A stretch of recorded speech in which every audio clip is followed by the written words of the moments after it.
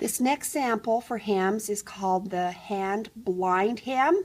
It's called the blind hem because it's hidden on the outside but also on the inside. We're going to do our sample on a double fold. You've already prepared your sample.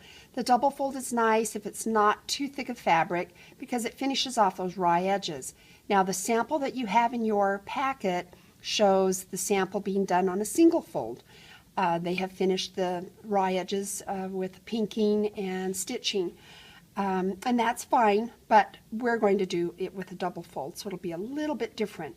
We still want our stitches to be 1/4 inch apart, and this is what it will look like on the face side. Little tiny prick stitches, hardly visible, and on the back side it's practically invisible, but if we opened it up like this, then you would see the stitches. Prick stitch, going forward 1/4 inch, prick stitch, going forward 1/4 inch, prick stitch, back and forth. So if we open it up like that, you kind of see a zigzag.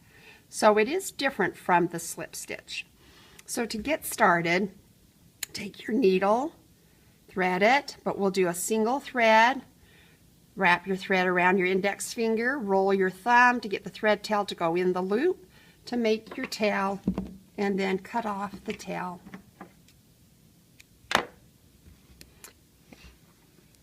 Okay, now we're going to prepare our sample, and it's best to put some pins in. Just put them parallel to the fold, at least 1/8 inch down, several of those.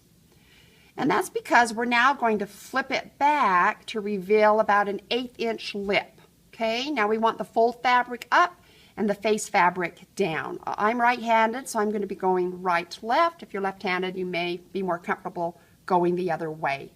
Okay, you've got 1/8 inch lip there. Now we're going to insert the needle into the fold fabric to hide the thread tail.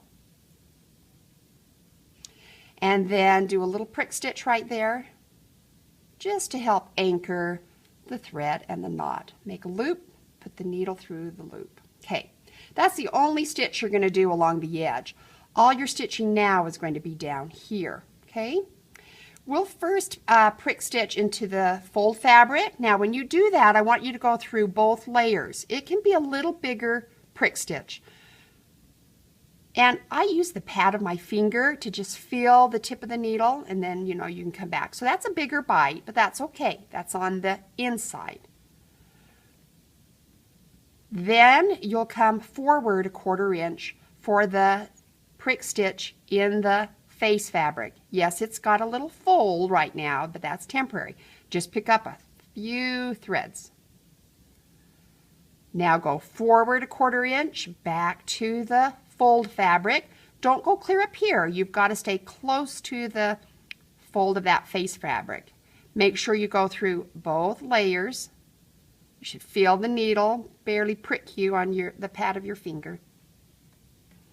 Then go forward 1/4 inch and do prick stitch through the face fabric. And go forward 1/4 inch, prick stitch through both layers of the fold fabric. And we just continue that. It can go quite fast.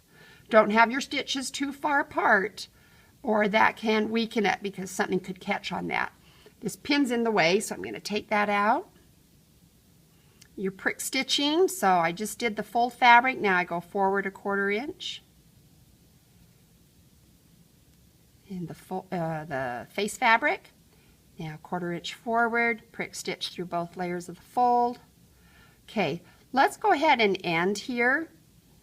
To finish that off, I would do another prick stitch in the fold fabric, make a loop,